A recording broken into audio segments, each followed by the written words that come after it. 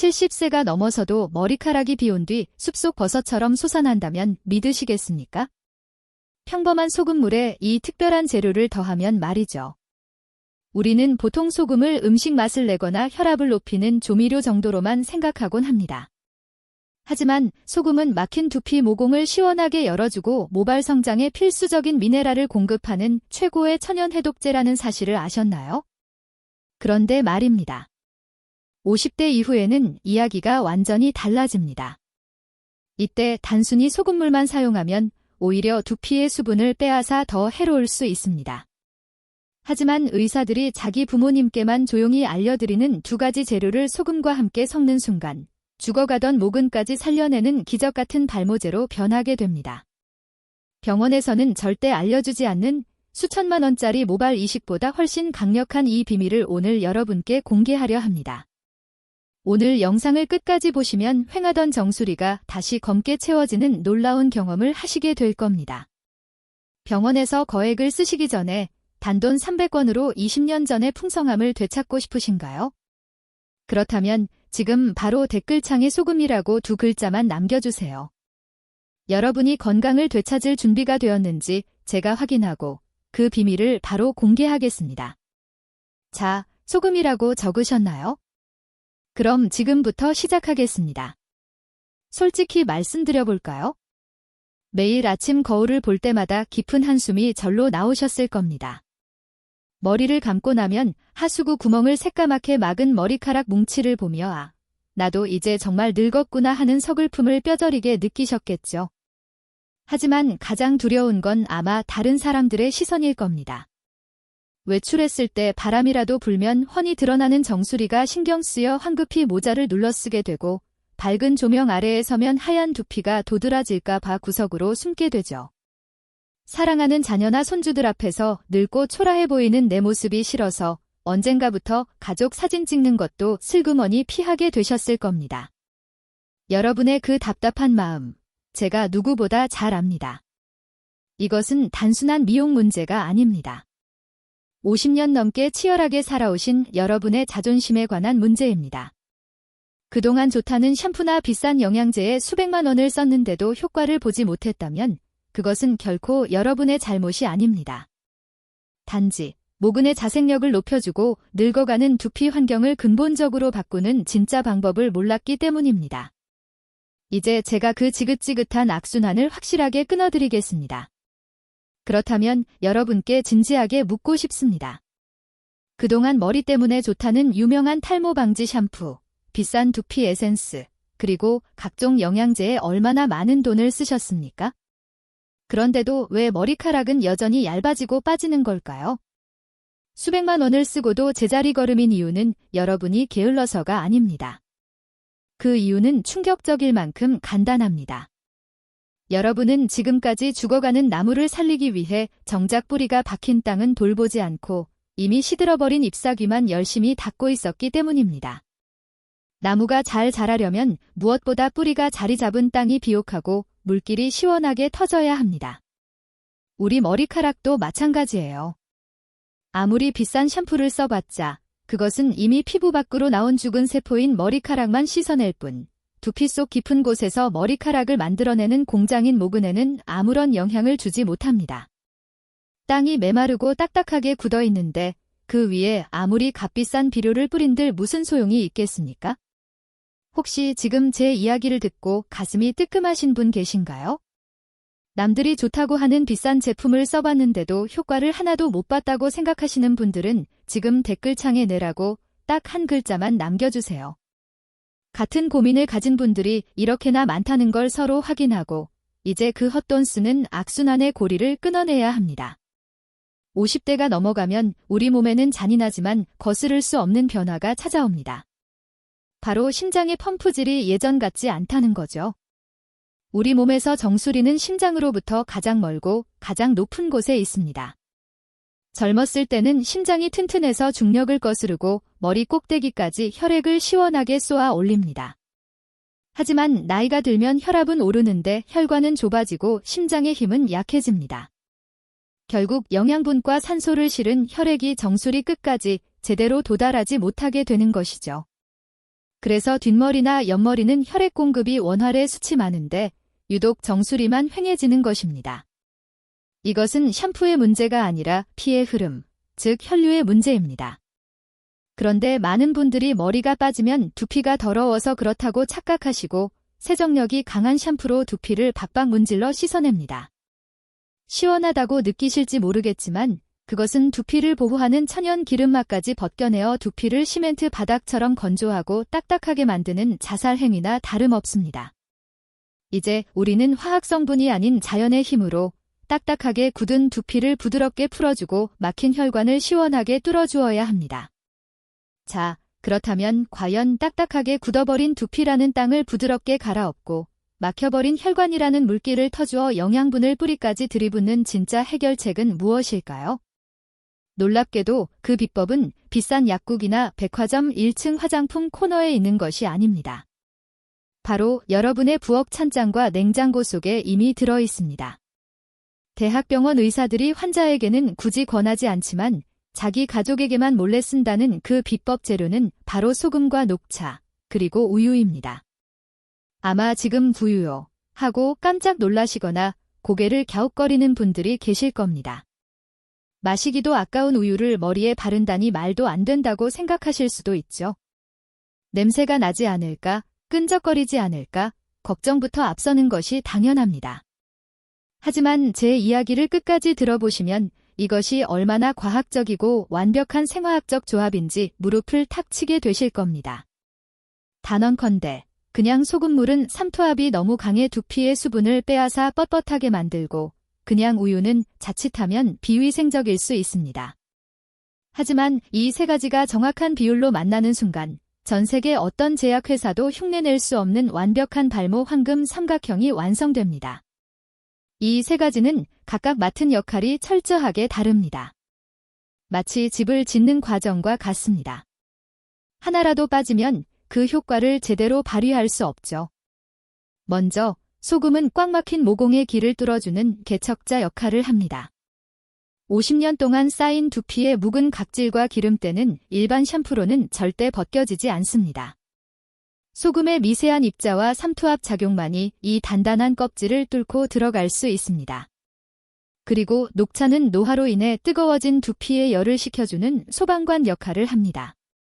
나이가 들면 상체로 열이 몰리는 증상이 생기는데 뜨거운 사막에 풀이 자라지 않듯 뜨거운 두피에는 머리카락이 뿌리를 내릴 수 없습니다. 녹차는 이 열을 즉각적으로 내려줍니다. 더 놀라운 것은 녹차 속의 특정 성분이 탈모를 유발하는 나쁜 호르몬의 생성을 억제한다는 연구 결과가 이미 수없이 많이 발표되었다는 사실입니다. 즉, 녹차는 두피라는 땅의 온도를 식물이 자라기 딱 좋은 시원한 가을 날씨로 바꿔주는 역할을 합니다. 마지막으로 가장 의아해하셨을 우유는 소금이 길을 열어준 자리에 들어가 메마른 땅에 영양을 공급하는 터머니와 같은 역할을 합니다. 우유에는 모발의 주성분인 단백질 케라틴을 만드는 필수 아미노산이 풍부하게 들어 있습니다. 또한 우유에 들어있는 젖산 성분은 두피에 붙은 죽은 각질을 아주 부드럽게 녹여내는 천연 필링제 역할을 하여 거친 두피를 아기 피부처럼 보들보들하게 만들어줍니다. 무엇보다 중요한 것은 우유 속의 유지방이 두피에 얇은 기름막을 형성한다는 점입니다. 소금 세정 후 자칫 건조해질 수 있는 두피에 우유가 천연 보습막을 씌워주어 수분이 날아가는 것을 막아주는 것입니다. 혹시 우유가 두피에 이렇게 좋다는 사실을 오늘 처음 아셨습니까? 우리가 무심코 마시던 우유가 사실은 탈모를 막는 핵심 열쇠였다니 정말 놀랍지 않으신가요? 만약 부유의 재발견에 놀라셨다면 지금 바로 댓글창에 우유라고 적어주세요. 이 작은 정보 하나가 탈모로 고통받는 여러분의 친구나 배우자의 머리카락을 구해줄 수도 있습니다. 같은 지식을 공유한다는 것은 생명을 나누는 것과 같습니다. 결론적으로 이 세 가지의 조합은 완벽한 삼박자를 이룹니다. 소금은 기를 뚫고, 녹차는 열을 식히며, 우유는 영양을 채웁니다. 이것은 단순한 민간요법이 아니라 두피 생리학에 기초한 가장 완벽한 자연 치유 레시피입니다. 화학 성분 범벅인 샴푸나 부작용이 우려되는 약물 대신 우리 몸이 원래 가지고 있던 재생 능력을 깨워주는 이 방법을 선택하지 않을 이유가 없습니다. 하지만 아무리 좋은 재료라도 배합 비율이 틀리면 독이 될 수 있습니다. 소금을 너무 많이 넣으면 두피가 절여져 쪼그라들고 우유를 제대로 씻어내지 않으면 오히려 염증이 생길 수 있습니다. 그래서 지금부터 의사들이 꽁꽁 숨겨두었던 황금 비율 레시피와 부작용 없이 사용하는 구체적인 방법을 단계별로 아주 상세하게 알려드리겠습니다. 종이와 펜을 준비하시거나 화면을 캡처할 준비를 해주세요. 단 1g의 오차도 없이 정확하게 만드셔야 효과를 보실 수 있습니다. 이제 이론은 충분히 이해하셨을 테니 가장 중요한 실전 단계로 넘어가겠습니다.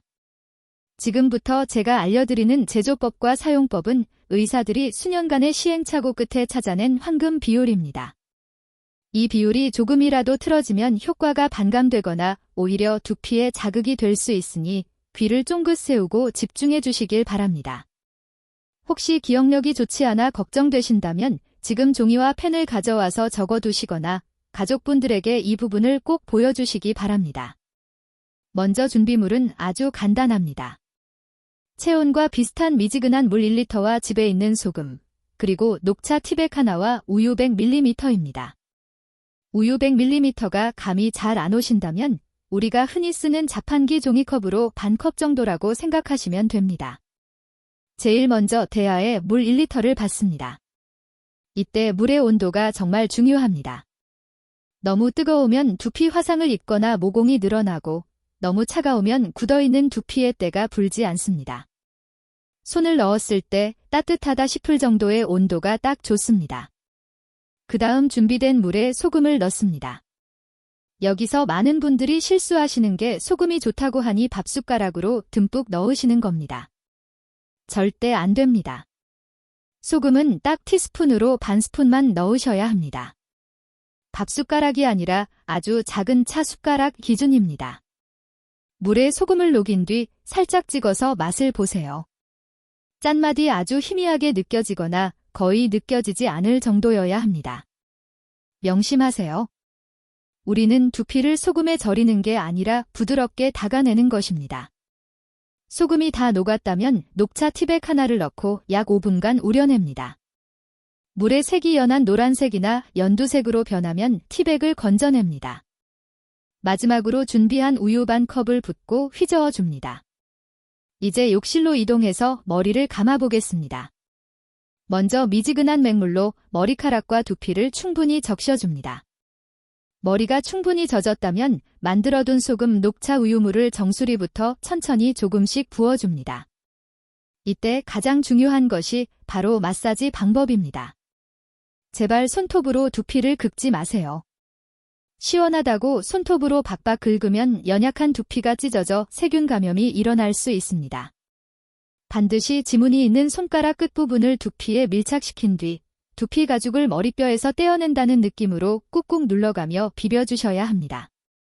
특히 정수리 부분은 혈액순환이 가장 안 되는 곳이니 더 정성스럽게 1분 이상 마사지해주세요. 마사지가 끝났다면 바로 헹구지 마시고 딱 5분만 기다려주세요. 좋은 성분이 모공 깊숙이 스며들고 묵은 때가 불어날 시간이 필요합니다. 시간이 다 되었다면 이제 미지근한 물로 아주 여러 번 꼼꼼하게 헹궈주세요. 평소보다 2배는 더 많이 헹군다는 생각으로 씻어내셔야 합니다. 마지막 헹군 물에 식초나 레몬즙을 한 방울 떨어뜨려주면 냄새도 완벽하게 잡아줍니다. 어떠신가요? 생각보다 어렵지 않으시죠? 하지만 이 간단한 과정 속에 엄청난 과학이 숨어 있다는 사실을 잊지 마시고 오늘 밤 당장 실천해 보시기 바랍니다. 여기서 잠깐만요. 아무리 좋은 산삼이라도 먹는 법을 모르면 독초가 되듯이 훌륭한 비법도 잘못 사용하면 오히려 머리카락이 더 빠지는 재앙을 불러올 수 있습니다. 여러분이 반드시 주의해야 할 치명적인 실수 3가지가 있습니다. 이것을 지키지 않으면 차라리 안 하는 이만 못하니 제발 집중해 주십시오. 첫째, 가장 위험한 실수는 바로 뜨거운 물입니다. 우리 한국 사람들은 뜨끈한 물에 몸을 지지는 것을 참 좋아합니다. 그래서 머리를 감을 때도 김이 펄펄 나는 뜨거운 물을 틀어놓고 시원하다며 좋아하시는 분들이 많습니다. 하지만 이것은 두피를 살해하는 행위나 다름없습니다. 두피와 머리카락은 단백질로 이루어져 있습니다. 달걀이 뜨거운 물에 닿으면 하얗게 익어버리듯 우리 두피도 뜨거운 물이 닿으면 화상을 입고 모공이 넓어져서 머리카락을 붙잡는 힘을 완전히 잃어버립니다. 늙은 혈관이 급격하게 확장되었다가 수축하면서 탄력을 잃게 됩니다. 무조건 체온과 비슷한 미지근한 물이어야 합니다. 지금 저와 약속 하나 하시죠. 오늘부터 절대 머리에 뜨거운 물 붓지 않겠다고 말입니다. 여러분의 소중한 머리카락을 지키겠다는 비장한 다짐으로 지금 댓글창에 약속이라고 2글자만 적어주세요. 이 작은 다짐이 10년 뒤의 머리숱을 결정합니다. 둘째는 욕심입니다. 빨리 효과를 보고 싶은 마음에 소금을 왕창 넣거나 매일매일 이 팩을 하시는 분들이 꼭 계십니다. 다시 말씀드리지만 소금은 많이 넣으면 배추 절이듯 머리카락의 수분을 다 빼앗아 갑니다. 그리고 이 강력한 세정법은 일주일에 딱 2번이면 충분합니다. 매일 하면 두피가 쉴 틈이 없어 오히려 예민해지고 각질이 더 일어날 수 있습니다. 무엇이든 과유불급입니다. 마지막으로 여러분께 의학적 양심을 걸고 솔직한 말씀을 드려야겠습니다. 이 방법은 만병통치약이 아닙니다. 나이가 들어 혈액순환이 안 되고 영양이 부족해서 모발이 가늘어지고 빠지는 분들에게는 기적같은 효과를 보이지만 유전적으로 완전히 대머리가 되어 모공 자체가 사라진 분들에게는 효과가 없습니다. 거울을 봤을 때 두피가 이마처럼 번들거리고 모공 구멍이 아예 보이지 않는다면 죄송하지만 이 방법으로는 죽은 모공을 살릴 수 없습니다.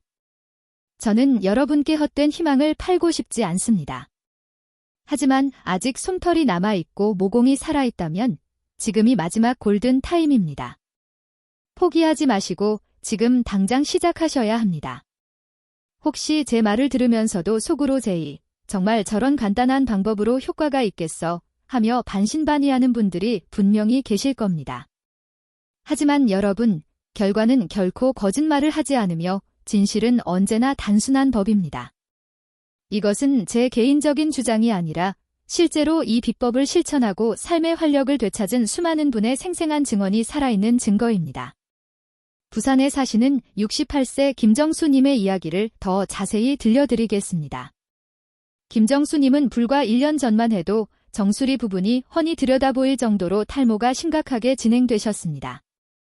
시장에 장을 보러 갈 때마다 남들 시선이 무섭고 스스로가 너무나 부끄러워 한여름 무더위 속에서도 두꺼운 털모자를 쓰고 다니셨을 정도였습니다. 손주들 앞에서도 왠지 자신이 늙고 초라하게 느껴져 가족 사진 한 장 찍는 것도 극구 피하셨던 그분이었습니다.